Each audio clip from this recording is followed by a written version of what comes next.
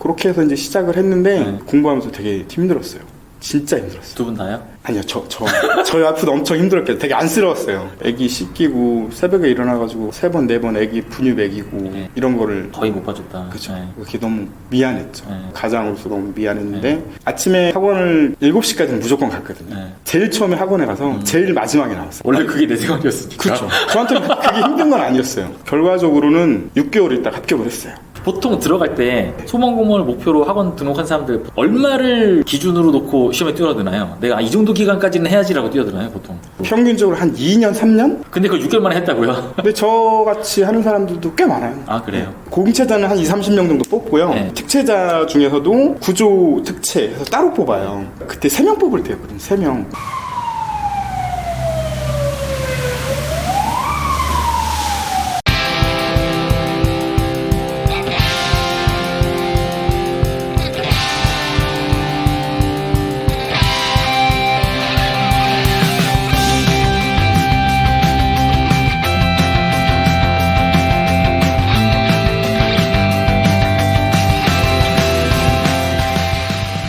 그 시험 보실 때 그 3명 뽑는다는 거 알고 계셨어요? 몰랐죠.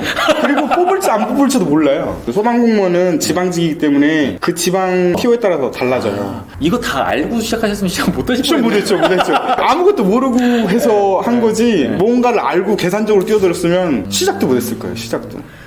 소방관의 종류에는 뭐가 있는 거예요? 화재 진압대원이 있고요. 불 끄시는 분. 구급대원이 있고요. 구조대원이 있고요. 구조대원은 영화에서 나오는 소방관들 모습을 생각하시면 돼요. 화재를 진압할 때도 구조 상황이 무조건 가고요. 불 끄시는 분은 불만 끄는 거예요? 불 끄시는 분들 들어가요. 근데 가장 먼저 들어가는 사람은 구조대원이에요. 1차로 진입하시는 분들. 왜냐면 사람을 구해야 되니까. 인명을 구조를 해야 되기 때문에 진압대원도 들어가지만 구조대원이 최우선으로 들어가고요. 그럼 구조대원이 제일 위험한 거네. 제일 위험하고 일이 제일 많죠. 구조대원은 모든 상황이 다 있어요. 구급 상황에도 구조대원이 가야 되고요. 화재 상황에서도 구조대원이 가야 되고. 그리고 일상적으로 예를 들어서 뭐 개가 돌아다녀서 위험해요. 그럴 때도 가야 되고. 아기가 방 안에서 문을 닫고 문을 못 열 거 아니에요. 그러면 그런 데도 가야 되고. 그러니까 일상생활에서 발생되는 모든 상황에 구조대원은 다 가야 돼요. 합격했어요. 합격한 다음에 그 다음에 기다리고 있는 건 뭐가 기다리는 거예요, 이제? 필기 시험을 딱 합격을 하면 이제 체력 시험을 봐요. 지금까지가 필기였나요? 필기였죠, 필기. 저 때는 최종까지 간 인원이 7명이었어요. 한 2주 정도 있다가 체력 시험을 봐요. 체력할 땐 뭐 보나요? 왕복 오래 달리기 25m를 딱 재놓고 뛰거든요. 1단계부터 한 단계가 올라갈수록 시간이 짧아져요. 20m 구간을 계속 달리는 거예요, 이렇게 왔다 계속 갔다? 달리는 거예요, 계속. 이걸 78개를 왕복을 해야 되거든요. 그거를 완전 전력 질주로 계속 뛰어야 되는 거죠. 숨이 꼴딱꼴딱 넘어갈 때까지. 그렇게 하고 제자리 멀리뛰기, 배근력, 그다음에 윗몸 일으키기, 좌전굴, 숙여가지고 발끝에서 손 이만큼 나오게 하는 유연성 테스트 있잖아요. 그런 것도 봐요? 와, 저 같은 사람 못하겠네. 저는 이거 땅에도 안 닿거든요. 먹고 사는 문제 걸리면 다 할 수 있어요. 예를 들어서 저 같은 경우 만약에 딴 걸 다 잘했어요. 근데 만약에 그거 안 닿아요. 그러면은 그 점수 하나만 그냥 빵점 나는 거예요. 그렇죠. 그걸 커버할 수 있을 정도 딴 거 점수가 높아야 되는 거고. 절대 그럴 수가 없어요. 거기까지 오신 분들이 대부분 점수가 그리고 거기다 만점을 기준으로 간다고 봐야 되고. 몇 점 차로 왔다 갔다 하니까 더구나 3명 뽑으니까 면접까지 해서 그 3개 합쳐서 가장 높은 점수에 3명만 딱 뽑는 거예요. 그렇죠. 특수부대 출신이 아닌 사람들 중에 구조대원 들어오신 분 있나요? 없죠. 자격 기준 자체가 안 되니까. 타 부서에 있다가 구조대원으로 올 수 있는데 소방공무원 시험을 봐가지고 특수부대 출신자가 아닌데 들어올 수는 없죠. 특수부대 나와야만 지원할 수 있는 그렇죠. 거고. 최종 합격이 됐어요. 그 다음에 또 뭐가 기다리고 있나요? 각 시도별로 다는 아닌데 소방 학교가 있거든요. 교육을 받아요. 또. 그러면 급여는 어느 순간부터 발생해요? 소방학교 들어가면 그거 그때부터 발생하나요? 기본급은 나오죠. 기본급 이게 호봉수별로 다른데요. 처음에 들어왔을 때 120만 원 정도 받나요? 120이요? 네. 교육비 명목으로 나오는 거예요. 월급이 아니고 교육생들은 아직 소방관이 아니에요. 소방관 15예요. 관련 받아서는 그때부터는 이제 기본급 플러스 그럼 수당이만 붙는 거예요? 그렇죠. 첫 해에는 보통 월에 내가 얼마 정도를 가져갈 수 있다고 봐야 돼요? 저는 군생활 한 게 있으니까 5호봉부터 시작을 했거든요. 그거까지 쳐주는 거네요. 그렇죠. 이제. 군생활 한 호봉을 그대로 다 쳐주고 5호봉 기준으로 봤을 때 한 300만 원 왔다 갔다 하는 것 같아요. 300만 원 그러면은 구조, 구급, 화재 진압, 화재 이렇게 있잖아요. 또 행정. 행정 쪽도 있어요? 행정 쪽도 있어요. 행정 쪽도 있으시고. 이렇게 있을 때 필드 요 세 직군 안에서도 급여 차이가 나버려요? 이 세 직군에서는 급여 차이가 안 나고요. 행정은 조금 급여 차이가 나고. 나죠. 이쪽은 수당이 많다는 얘기죠? 그렇죠. 연차가 쌓이고 계급이 올라가고 해도 계속 똑같은 일을 하시는 거예요? 아니 조금 편해지는 부분이 있나요? 편해진 부분은 없어요. 위로 올라갈수록 제가 보기에는 스트레스를 더 많이 받는 것 같아요. 왜냐면 소방관이 현장에 출동을 하잖아요. 그러면 기본적으로 누군가의 도움이 필요해서 불렀고 그 도움이 필요한 현장은 본인들의 힘으로 안 되는 아주 급박하거나 위험하거나 그랬으니까 119 부르는 거죠. 그러죠. 그래서 119를 부르기 때문에 팀장님이나 위에 선배님들 보시면 그런 경험들이 계속 쌓여만 갈 거 아니에요. 이거는 누가 풀어줄 수가 없는 문제예요. 제가 봤을 때는. 저희들도 상담을 계속 받고 참혹한 현장이라든가 위험한 현장에 계속 출동을 하고 그런 현장을 보기 때문에 무감각해졌다고 생각을 하는데 그런 건 아니더라고요. 제가 해보니까 늘 끊임없는 상황들이 펼쳐지고 네, 상상도 못하는 상황들이 펼쳐져요. 정말로. 일반인들은 소방차를 볼 일이 별로 없겠지만 소방서 내에서는 하루에도 수십 건씩 출동 상황이 벌어지고 불이 나고 구조 상황이 벌어지고 구급 상황이 벌어지고 가면 어디가 찢어져 있고 부러져 있고 사망해 있고 그리고 사망도 그냥 사망이 아니고 되게 그쵸. 참혹한 현장들이 그쵸. 되게 많아요. 사고일 경우가 사고. 많으니까. 고독사, 자살, 교통사고, 추락사고, 물에 빠져서 죽는 거, 불에 타 죽는 거 이런 현장을 보니까 제가 느끼기에 우리 팀장님이나 연차가 많으신 선배님들은 그런 현장이 저보다 수십 배, 수백 배가 더 많을 거 아니에요. 근데 그 스트레스를 본인은 아니라고 하시지만 담고 살아야 돼요. 아, 이게 익숙해지지가 않는구나. 본인들은 익숙해졌다고 얘기를 하고 직업인데 뭐 그렇지만 실질적으로 풀리지는 않죠. 하루에 보통 출동을 몇 번 정도 하세요? 대중 없어요. 하루에 막 15건씩 나가고 막 그럴 때가 있어요. 아, 그럴 때도 있어요? 만약 10시간 근무를 한다. 그럼 15건이면 밥도 못 먹고 계속 나가는 거예요. 이게 알아서도 챙겨 먹어야 되는 거예요, 그냥? 그렇지, 알아서 먹어야지. 오. 출동 걸리면 식당 아주머니가 밥 남겨놔요. 그러면은 하루에 한 번도 안 걸린 적도 있고요? 월 단위로 보면 한두 번 정도 있는 것 같아. 한두 번. 내가 근무하고 있는 시간에 한 번도 안 걸릴 때가.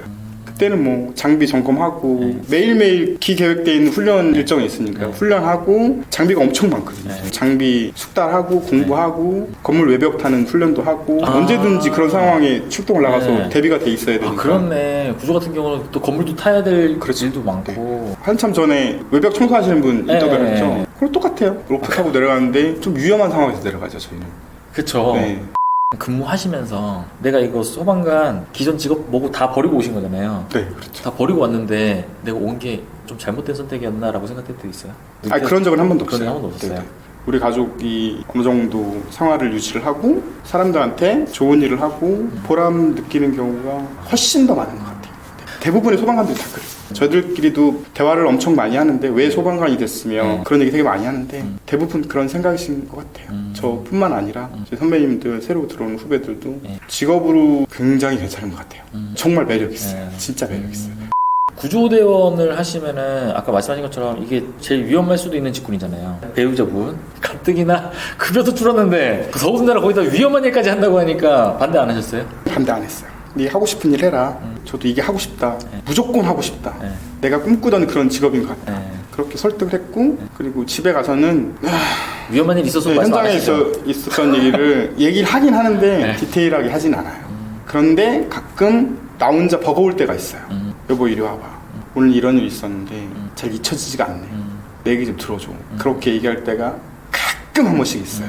충격적이라도 보다도 자꾸 머릿속에서 안 잊혀지는 경우가 있어요. 현장의 모습이 네, 그게 참혹하든 참혹하지 않든 그건 상관없이 예를 들어서 그런 거예요. 한여름에 요즘 뉴스에서 가끔 나오잖아요. 그 학원차에 애기들 갇혀가지고 뭐 사망하고 엄청 위험한 상황에서 지나가는 사람이 신고하고 막 그랬잖아요. 어느 날은 출동에 걸려가지고 나갔는데 깐난쟁이가 저도 깐난쟁이가 있는 아빠로서 엄마가 짐을 빼다가 문을 그냥 닫은 거예요. 잠긴 상태로. 그러니까 애를 꺼낼 수 있는 방법이 없잖아요. 딱 보니까 20개월 미만인 것 같아요. 약간 실신 직전 그 정도 느낌인데 저희가 가서 문을 따가지고 탁 개방을 하자마자 엄마가 막 부들부들 떨고 있다가 애를 딱 안아가지고 애 안아주세요. 애 괜찮네요. 이렇게 얘기를 하고 엄마 딱 얘기했는데 그때 엄마가 막 눈물이 막 펑펑펑 쏟아지고 막 대성통곡을 하는 거예요. 너무 애들한테 미안하고 근데 저도 아빠니까 제 감정에 이입이 되는 거예요. 근데 그게 충격적인 장면은 아니거든요. 저희 뭐 사지가 다 떨어져 나가고 이런 분들도 봤는데 그거에 비해서는 충격적인 장면은 아니거든요. 근데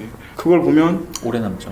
엄청 오래 남아요. 지금 얘기하면서도 약간 막 소름이 돋을 정도로 그 감정이입이 되거든요. 맞아요. 애 키우는 입장에서는 당연히 알죠. 진짜. 네. 그런 거 사실 뉴스로만 봐도 막 네. 온몸에 막 소름 돋고 막 힘들고 그런데 그런 경우도 있고 아니 근데 아까 말씀하신 것처럼 사지가 떨어져 나가는 건 왜 그런 일이 왜 생겨요? 화약을 제조하는 공장이나 이런 데는 폭발 사고가 있잖아요. 폭발 사고가 나면 사람이 뭐라고 해야 되냐 그냥 순식간에 타버리고 그냥 그 상태로 굳어버리거든요. 새까만 잿덩이처럼 네.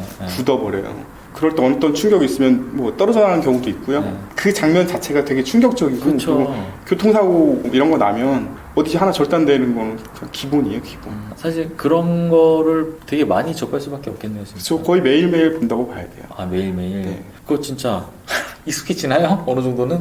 제일 처음에는 네. 남자들 속된 말로 야 사내 자식이 깡닭으로 버티는 거지 그냥 소주 한잔 먹고 털어버려. 근데 그렇게 되지 않아요. 그러니까 계속 쌓여 있어요. 이 사건이 있었고 머지않아 또 터지니까 예상하지 못하잖아요. 네. 그럼 그 다음 사건이 있으면 아 이땐 이랬었지. 그 다음 사건이 있으면 지금 출동을 나가서 어떤 상황이 벌어져서 그런 현장을 또 봤어요. 네. 그럼 그 전 상황들이 한참 전에 1년 2년 전에 있던 상황들이 다 그걸 밀고 들어와요. 내 머릿속에 비슷한 사건별로 폴더별로 정리가 되어 있는 거죠. 네네. 이 사건이 일어나면 여기 있었던 사건들 다 생각나고. 네네네. 이거 진짜 이렇게 뭔가 상담, 치료 이런 걸 항암치료를 소방서에서 네. 주기적으로 하거든요. 네. 주기적으로 하는데 내면에 쌓여있는 스트레스 이런 거를 막 얘기를 하지는 못하는 것 같아요. 왜냐면 그런 현장을 겪은 사람들의 마음은 그런 현장을 겪었던 사람만이 이해를 할 수가 있어요. 그런 사건을 경험하지 못한 사람이 아무리 이해를 한다고 해도 그 디테일한 상황까지 얘기를 했을 때 공감의 한계가 있는 거죠. 예, 공감이 안 돼요. 오히려 이분이 더 충격적이게 받아들일 수도 있고요. 상담하시는 분이 더 충격받아. 네네, 그럴 수도 있어요, 진짜. 그럴 수도 있죠, 진짜. 그래서 대부분 약간 닫고 사는 것 같아요, 소방관들이. 이건 그냥 내 이 직업적인 숙명이다 네. 그냥 이렇게 받아들여버리고 그냥 받아들이고 그냥 애써 넘어가는 것 같아요. 근무하시면서 위험한 장면도 많이 보셨지만 소방관님께서 내가 위험에 닥쳤던 거